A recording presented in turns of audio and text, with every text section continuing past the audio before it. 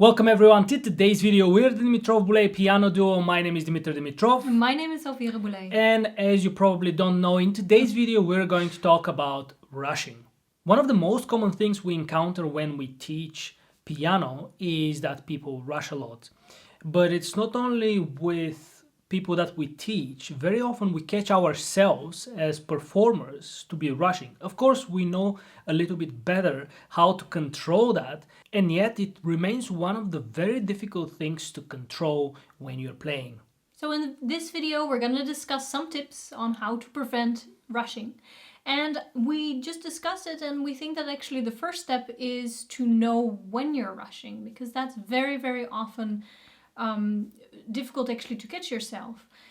For example, the piece that I just played at the very beginning, I did actually rush a bit, and it was Dimitar who told me don't rush, for real.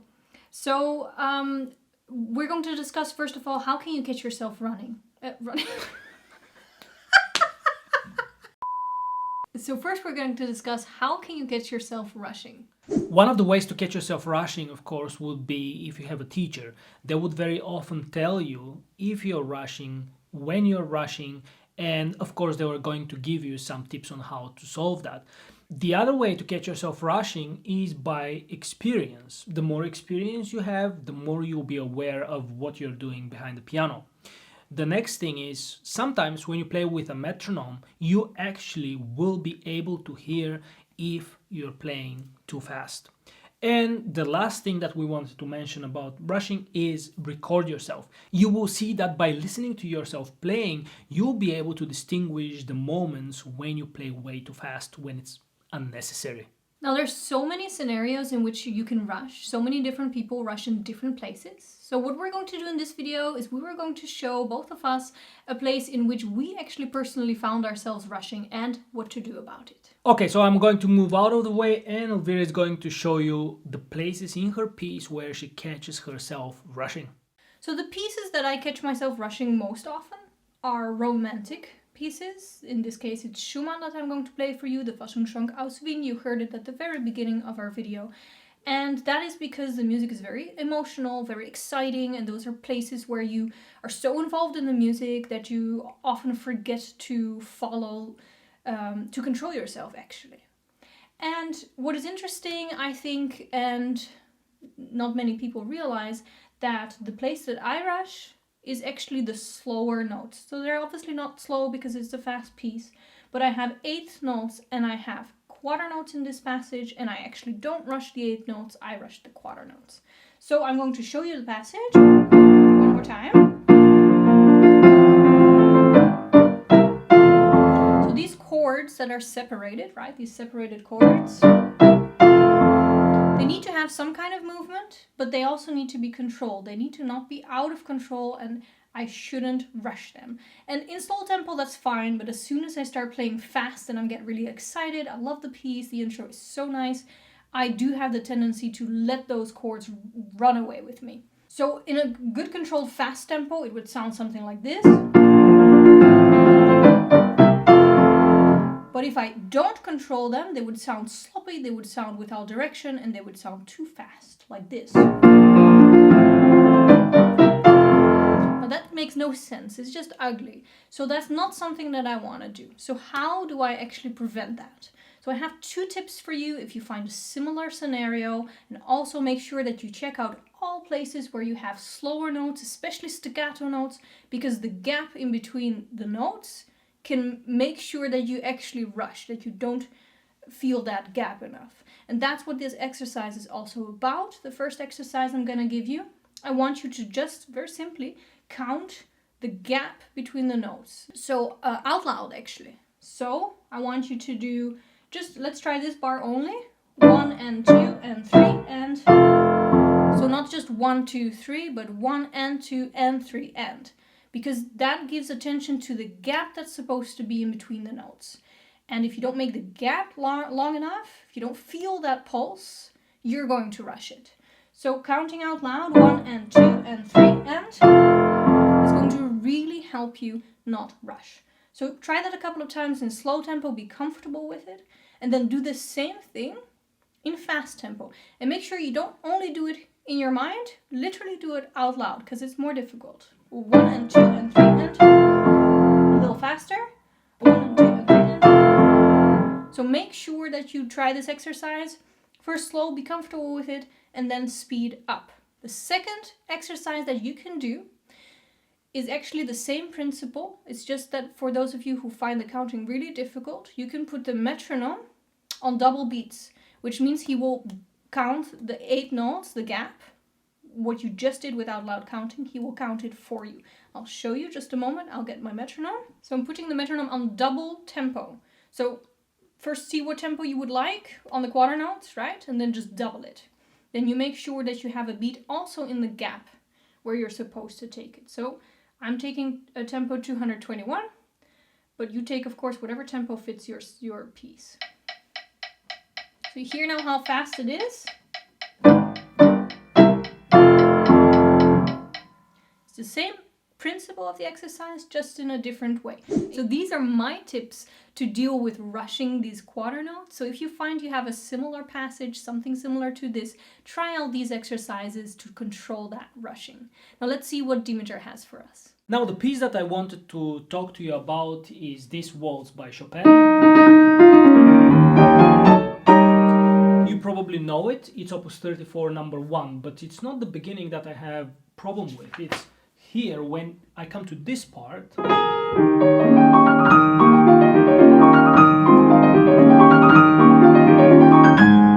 Because this is a very exciting part, and I catch myself often, in a way, I'm supposed to do a little bit of accelerando, but I do it way too much. I catch myself that I get really excited when I play the piece, and at some point it gets so over the top, so fast that I start making mistakes, I start playing sloppy. Of course, there could be different reasons why you're rushing. What Elvira mentioned was that, depends on the piece, depends on the place, depends on so many different factors that it's very, very difficult to capture that in not one but 100 videos. And so in this case, it's because the piece becomes more and more exciting, and it has actually a little bit of accelerando. So I was thinking how to prevent myself from doing that over the top, from doing it too much. One of the ways is to force myself to play and practice as much as possible without accelerando. That would be one of the ways. Like when you have a piece with accelerando, I would recommend that you have a lot of repetitions that are without accelerando. And how to do that? Let's say that you have a slow tempo where you practice.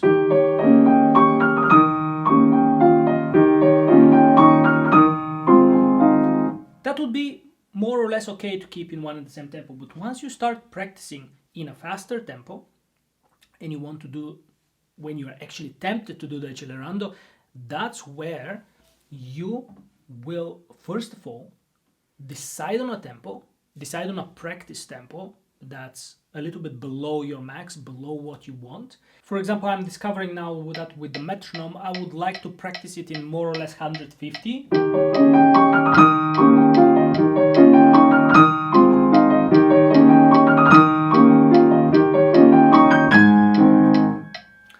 Now, the reason that I do this is very often when you have such an exciting piece, if you don't check with the metronome what's your average practice speed, it's very likely, that's what happens with me, is that instead of 150, I would be practicing the piece in this tempo.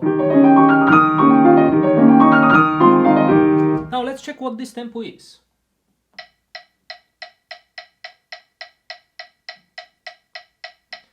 This is more than 200. So you see, I wanted just with this example to illustrate to you that this problem is very specific, and you have to be very creative, you have to think, you have to be very aware of your skills, of what you're doing, of your playing. And that's why we mentioned that a teacher also is a good idea, because they can actually hear what's going on and how to solve the problem. That's often very difficult very challenging with speeding up. So in this case, it's a very specific case. The piece is exciting, the piece has a little bit of accelerando, of excitement. And so the problem is that instead of practicing in a good tempo, I actually practice without realizing at some point, because it is so exciting, I practice way too fast. So one of the tips, and actually that will be probably the tip I'm going to give you, otherwise our video will get too long, is if you have such a case with an exciting piece, after you practice slow, because I always recommend practice slow,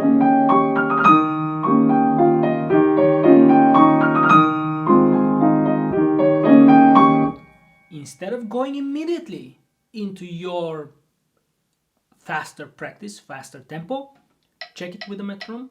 You can even do 1-2 bars with the metronome. Then switch off the metronome and do it more or less in the same tempo.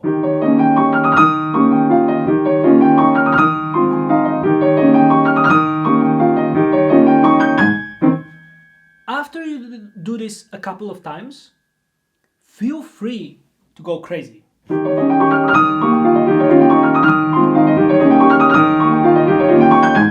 But not so sloppy, yeah?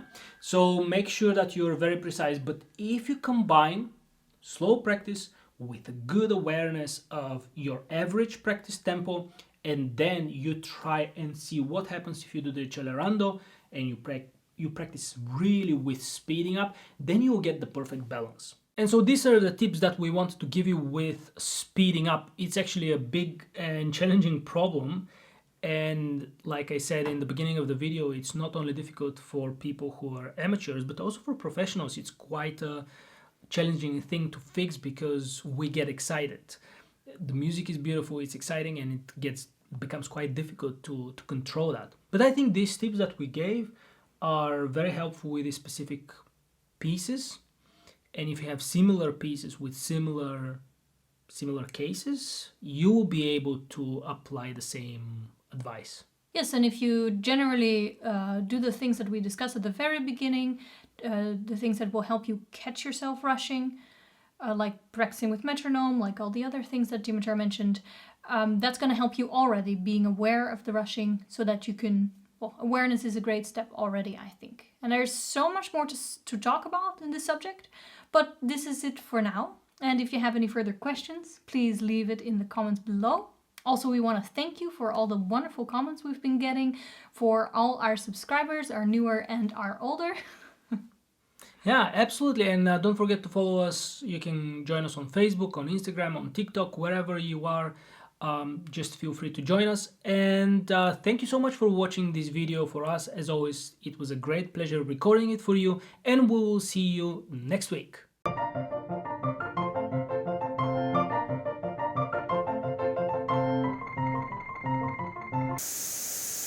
So first we're going to discuss How can to you catch yourself running. Yeah. And if you can't catch yourself running,